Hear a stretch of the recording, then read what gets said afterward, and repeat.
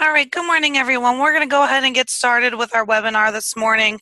Happy Friday, and thank you so much for joining us today.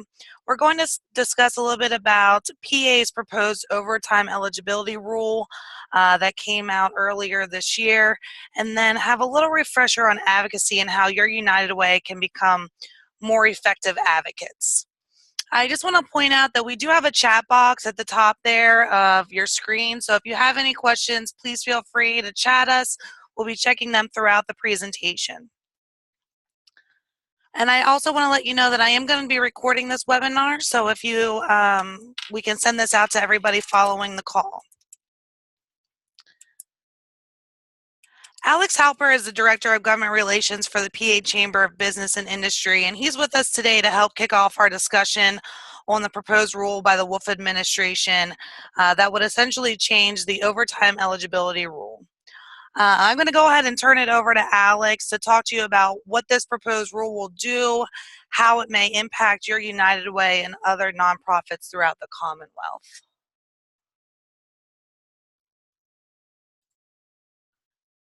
Alex, are you online with us?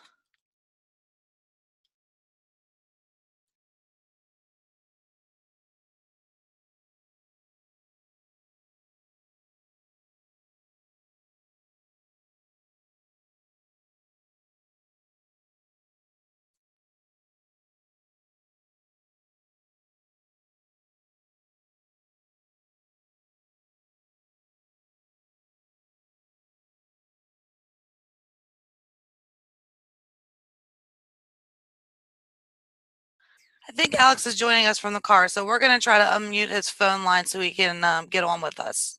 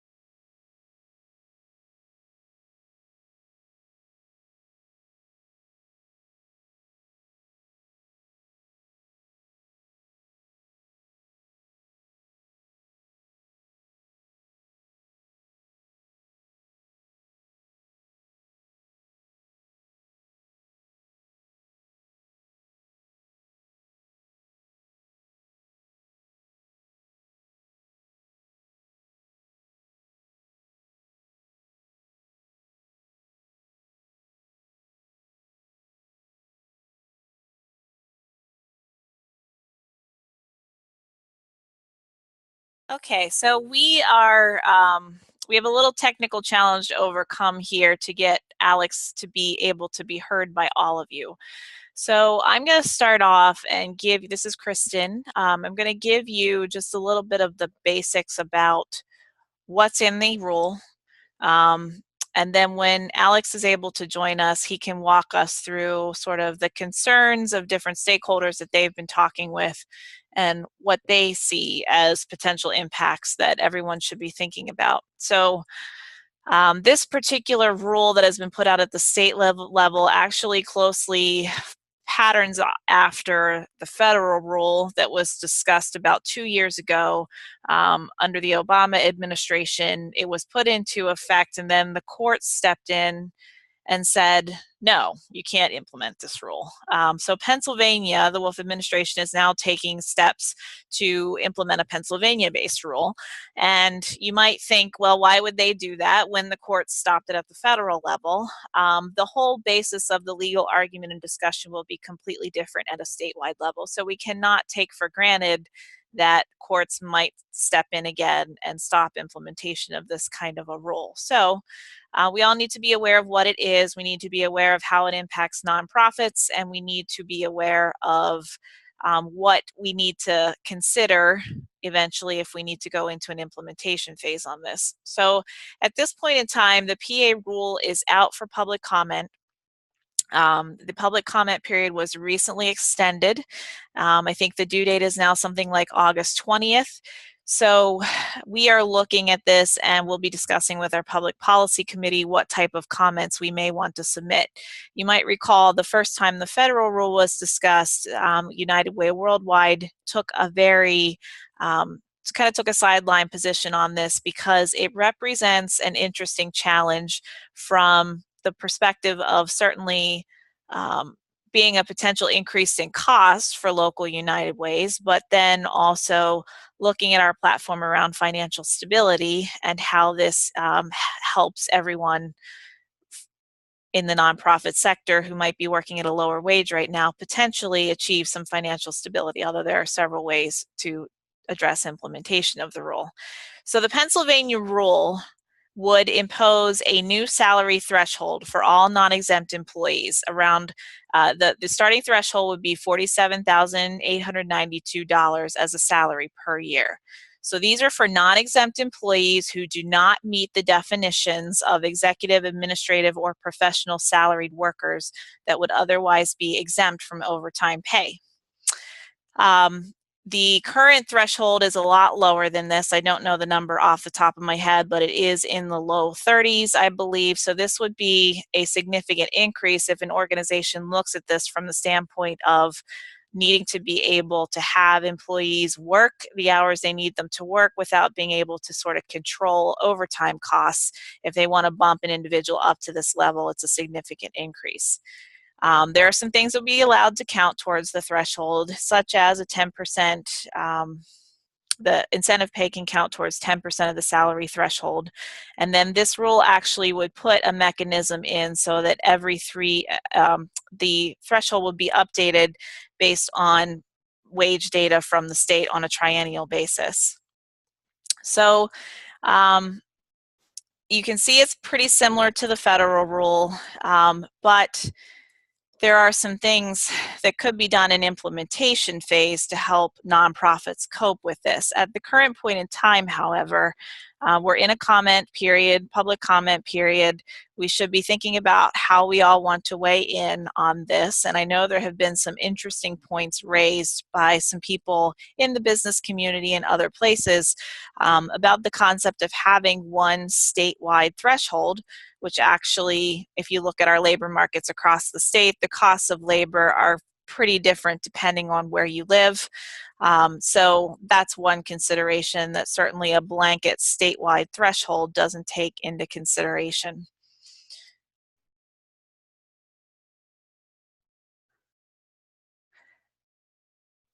If you have any questions about sort of what this rule is, go ahead and put them in the chat box.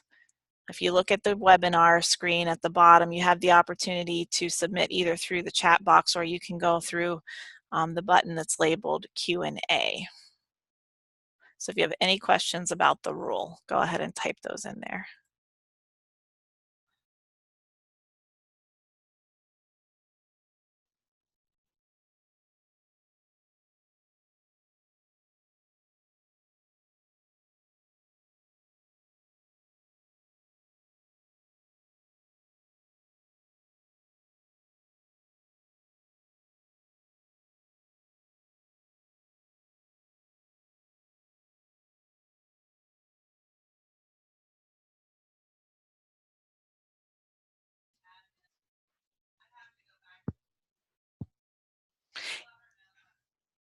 Yeah, so Terry has asked a question, what are the definitions of exec, admin, and professional? So we will get you some materials after the webinar that explain what those are.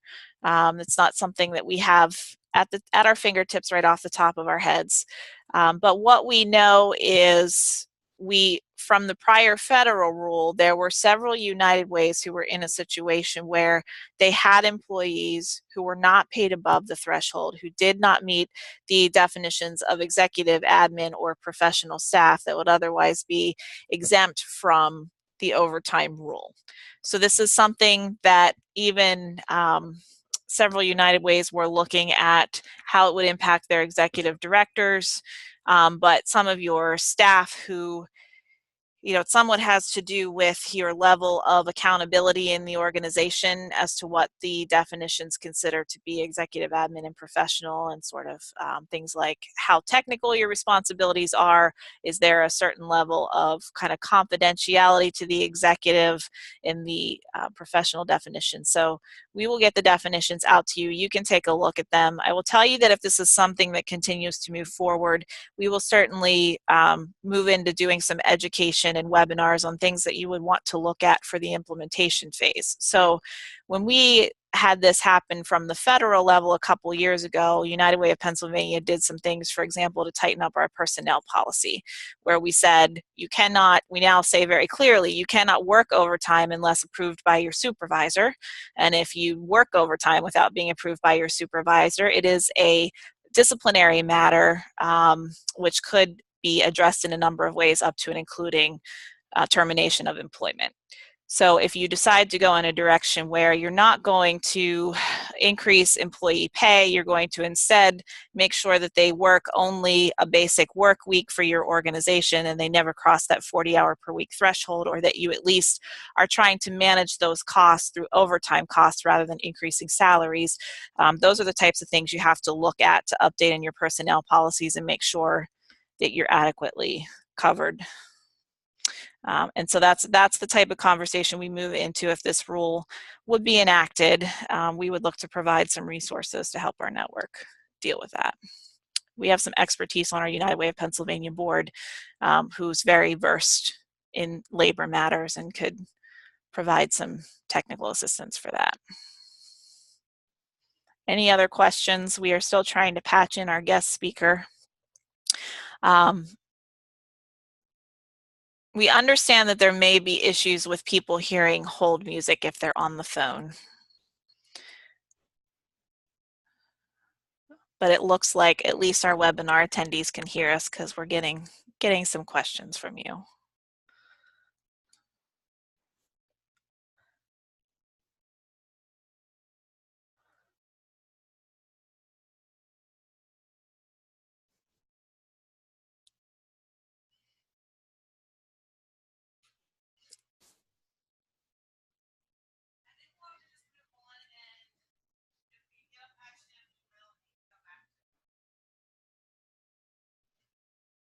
Okay, so it sounds like while we continue to try to get Alex patched in, we're going to jump ahead a bit to the advocacy discussion. And then once we get Alex, we'll come back to this. If you have questions in the meantime, continue to put them in the chat box or in the Q&A, and we will get those answered for you. So in general, today's meeting is something, we're going to try a new format for our public policy committee meetings. And we are actually going to be opening these up more broadly to the network because we want you to have the opportunity to hear from subject matter experts. And we are going to continue to ask you to get more involved with advocacy through United Way. So here's our challenge. Hi, who just joined? This is Alex Halper. Hi, Alex. Thanks for being on. My apologies. Oh, that's okay.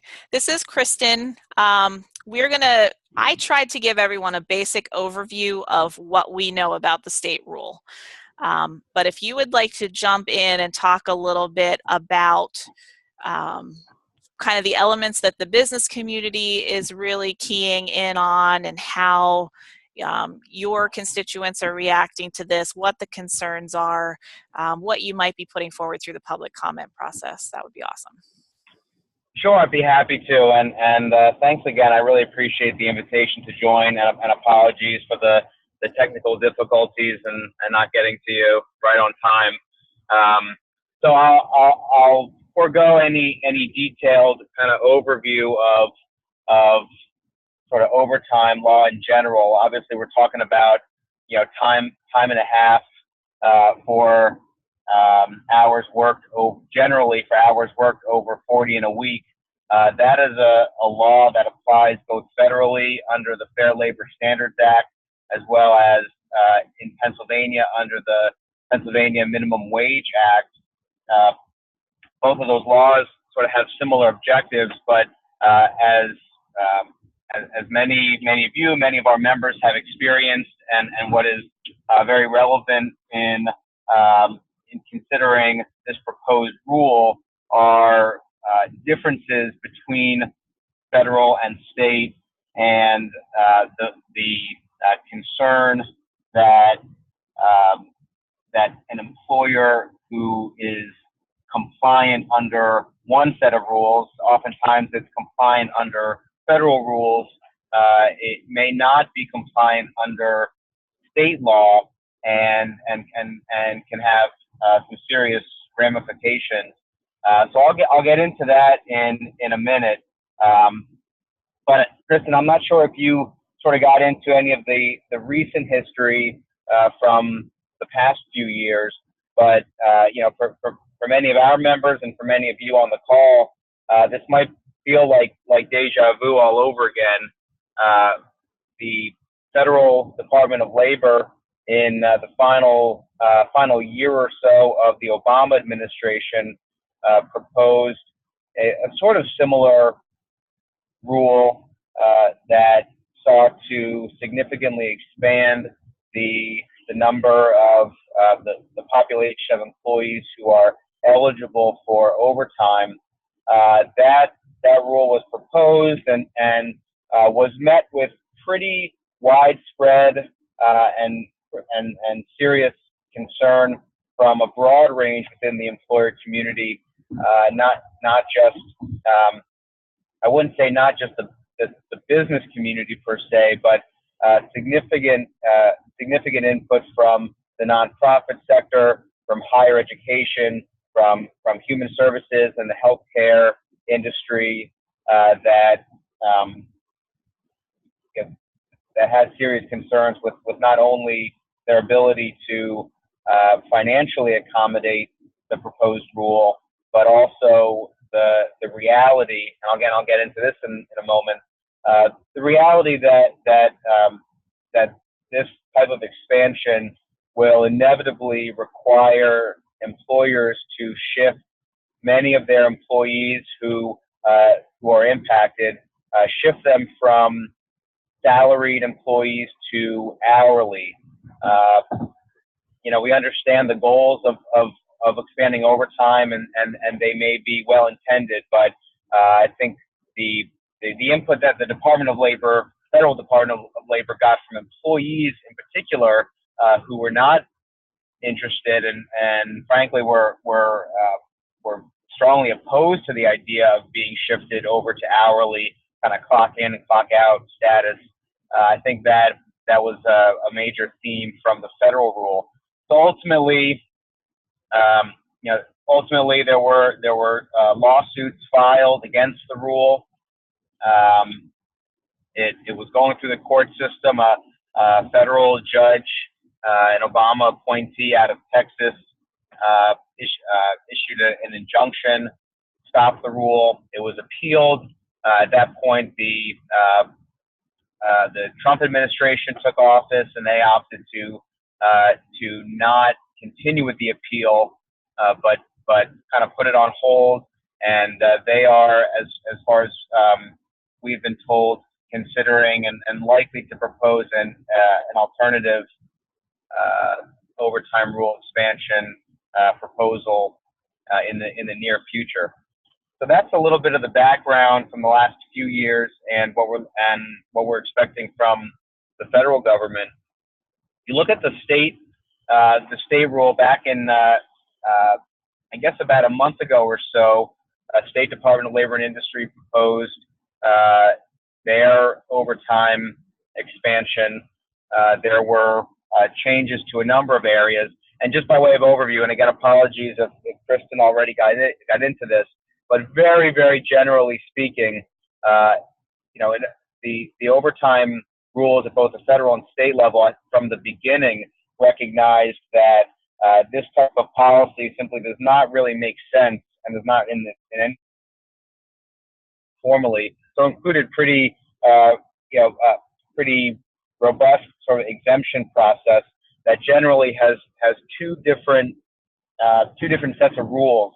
One is related to salary, to the wages that the employee earns, and the other is related to the actual responsibilities, or what's commonly talked about as the duties test.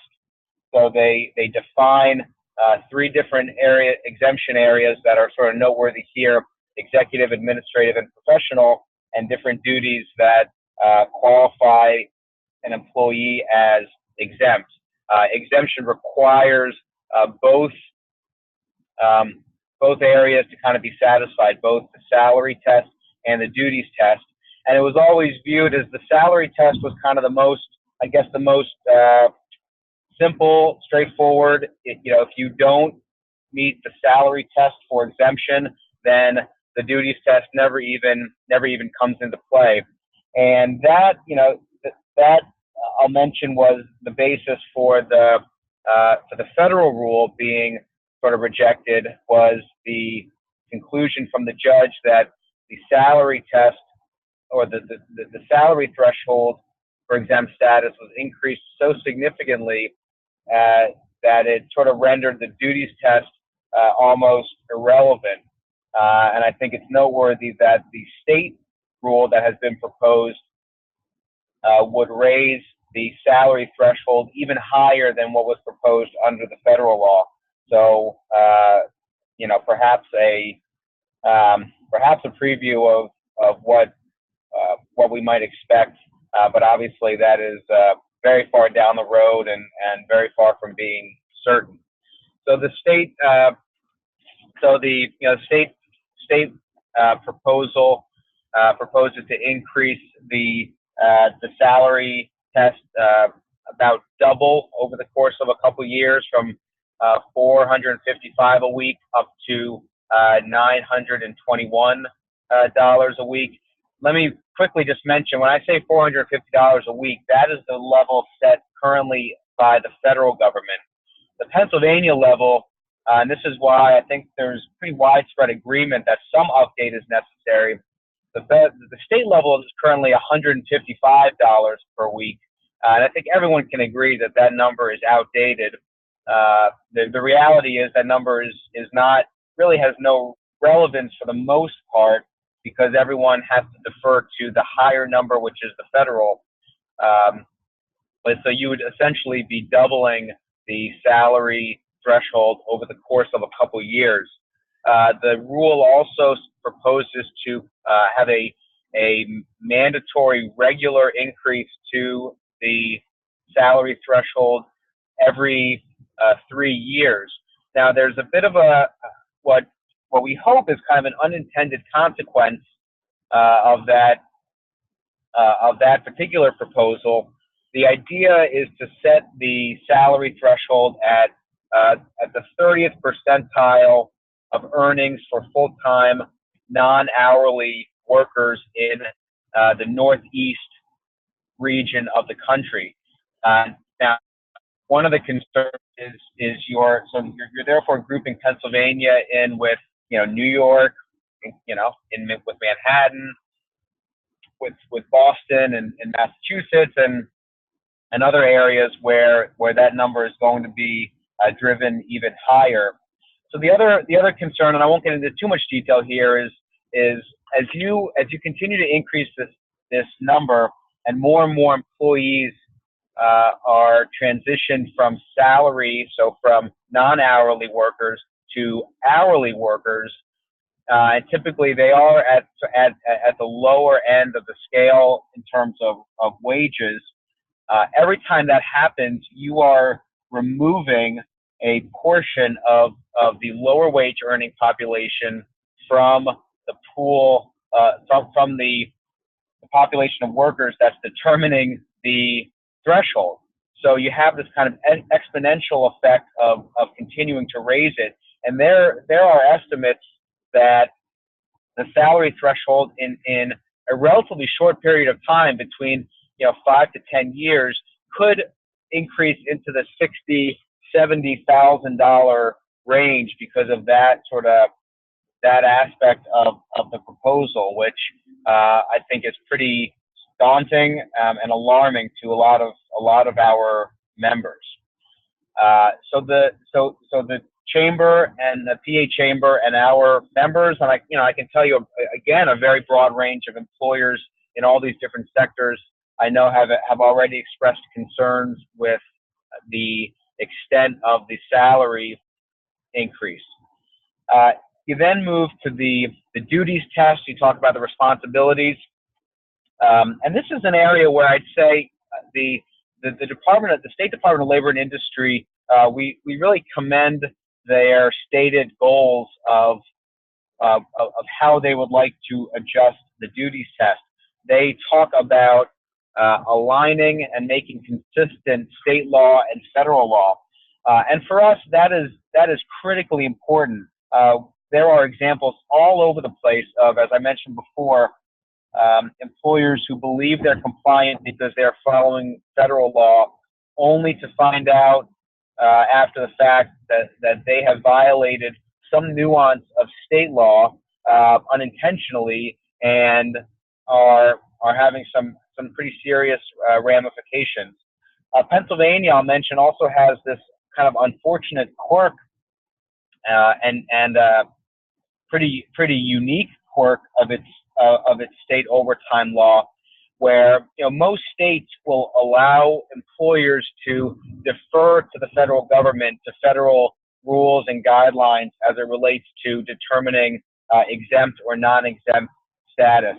So, for example, federal law has an exemption related to computer professionals, IT professionals, that is sort of separate from the regular salary test and duties test. They have they allow a wage sort of policy known as the fluctuating work week, which I won't get into details, but it's a way for employers and employees to kind of work together to satisfy the overtime requirement and not force that employee into an hourly status. There are a number of exemptions that are specific to higher education. I tell you what, I'm not sure if anyone from the higher education community is on the webinar here, but the higher ed community is very, very concerned with this proposal, as they were with the federal proposal a few years ago. I know, in particular, you look at positions like athletic coaches. You try to sort of peg them into a 40-hour a week, 8 hours a day kind of schedule, and it's just impossible. So the federal law provides certain exemptions on that in that area. These are exemptions that that President Obama, for example, he proposed significant changes to overtime rule, but left all those exemptions in place. But the way Pennsylvania law is unfortunately structured does not allow Pennsylvania employers specifically to utilize those federal laws. So it's a real, it's really a problem that needs to be addressed, and we commend the State Department of Labor and Industry for talking about bringing consistency with federal law. Unfortunately, excuse me. Unfortunately, when you actually look at the specific proposal, they fall very far short of achieving that goal of alignment and consistency. So our feedback is going to also really emphasize that the ways in which the rule needs to be adjusted to actually achieve the goal of consistency with federal law. We have always said that if the state believes, take example, I mentioned the broader exemptions for computer professionals. If Pennsylvania believes that those exemptions provided under federal law are inappropriate, then that is a fine conversation to have, and Pennsylvania can make the decision to not exempt certain computer professionals. What we have right now, though, is Pennsylvania not even speaking to that area of overtime law, but by not speaking to it, the courts have ruled that employers cannot utilize the federal rules. So our comments, and let me mention now kind of the process and the next steps. Excuse me. The original rule, when it came out, allowed for or provided a 30-day comment period. We were very pleased to work with again, a broad range, I don't know, 25 or 30 organizations who came together to request additional days from the state for the public to comment. We asked for 60 additional days. L&I gave us 30 additional days. We were very grateful for that. We will take it, and we appreciate their accommodation here. So at this point, the public has until August 22nd to submit comments. Those comments can be sent to either the Department of Labor and Industry or the Independent Regulatory Review Commission. IRC at that point will have until September 21st of this year to submit their comments to the Department of Labor and Industry, and L&I is required to at least respond to those comments. And IRC, for anyone who's kind of worked through the regulatory process in Pennsylvania, IRC does have authority to sort of require changes or to slow things down if depending on how the department responds. The department has given itself until actually August of 2020 to finalize the rule. I suspect that is well, I mean, I don't have a crystal ball, but that is the absolute latest, and it's possible. A couple things. It's possible the department issues the rule much sooner. It's also possible, and this is really our hope, that they're waiting to see what comes out of the Federal Department of Labor and Industry. As I said, the U.S. DOL is expected to propose their updated rule early next year, early 2019. And I think our ultimate suggestion to the State Department of Labor and Industry is to wait and see what is proposed under federal law before acting. And that is really for two primary reasons. One, make no mistake about it, this is going to be a challenge to employers and their employees in many cases. Eligibility for overtime doesn't mean you're qualifying for overtime or making any more money. In fact, there are a lot of examples where employees could actually be making less money. But anyway, this is going to negatively impact, we believe, Pennsylvania from a competitiveness standpoint. So our preference would certainly be to wait and see if a new rule will apply nationwide. So at least Pennsylvania employers are sort of on level ground or on par with their counterparts in other states. Second, anytime you're changing these rules, especially as dramatically as proposed here, requires a pretty robust, potentially internal audit of your employees, your classification status, your wages, your budget. And if you have these multiple changes being proposed for the state and the federal level, you're going to require employers to kind of keep on going back and analyzing the impact and contemplating adjustments, which just makes doing business that much more difficult. So that is kind of believe it or not, a quick overview of the rule, of kind of our impressions of it. We at the PA Chamber are working on our comments that we'll be submitting to the Department of Labor and Industry, but we're encouraging anyone who is being impacted, again, not just employers, but as we saw under the federal proposal, a lot of employees as well. Employees who don't want to be converted to hourly status, and all of the lack of flexibility that goes into that. We've heard examples, and I won't get into all everything we've heard, but employers forcing employees to log off and leave right at 5 o'clock, for example. In some cases that might be appropriate. Certainly in other cases, especially kind of in that nonprofit sphere, that's just not the way the workplace really operates. We heard employers taking all the smartphones away from their employees because if you're checking email or answering some work texts off hours, that's all compensable. And nonprofits especially may not have the cash flow or the margins to start paying significant overtime. As much as we all would love, I'm sure, to increase wages for employees, it's not always that simple. So let me leave it at that. Hope I didn't go way over the time allotted, but happy to open it up to any questions or any feedback from folks on the call. Yeah, thank you so much, Alex. That was a really good overview, and certainly something that all of our folks will need to think about moving forward. Does anybody have any questions for Alex that he can answer?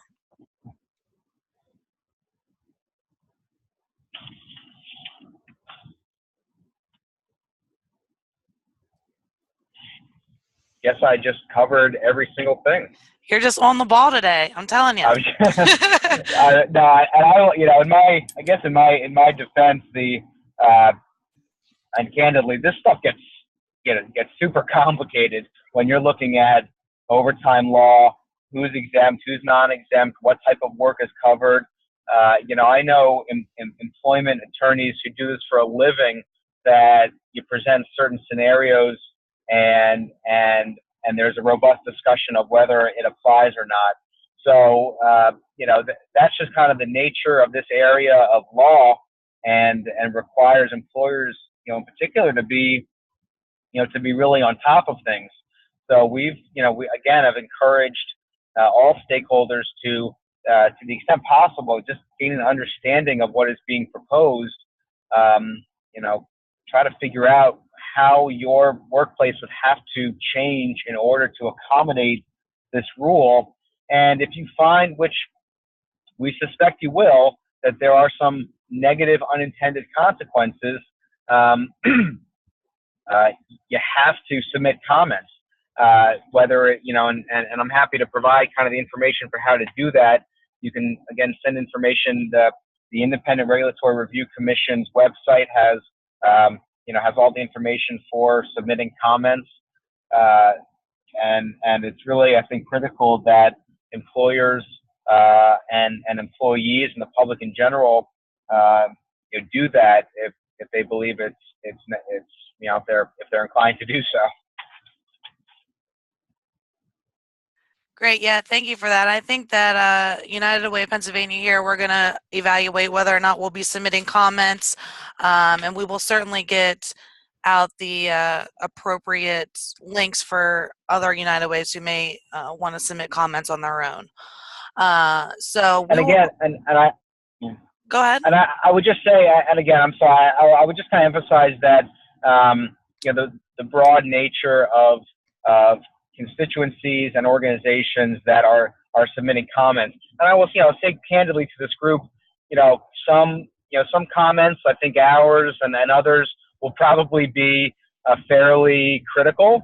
But I also know that a lot of other comments are express support for and understanding of the goals. Maybe suggest some changes or some things to keep in mind. So I know maybe politically and personally a bit of a challenge because that, and I will say, especially in the nonprofit and human services sphere, maybe you're feeling a little bit of pushing back on or suggesting changes to this proposal because the goals are noble, but again, it has to be recognized that good intentions and final outcomes don't always match up, and I think even I think there's pretty widespread agreement that that the rule as proposed perhaps needs some work. So for anyone who's feeling feeling a little reluctant or hesitant, I would just encourage you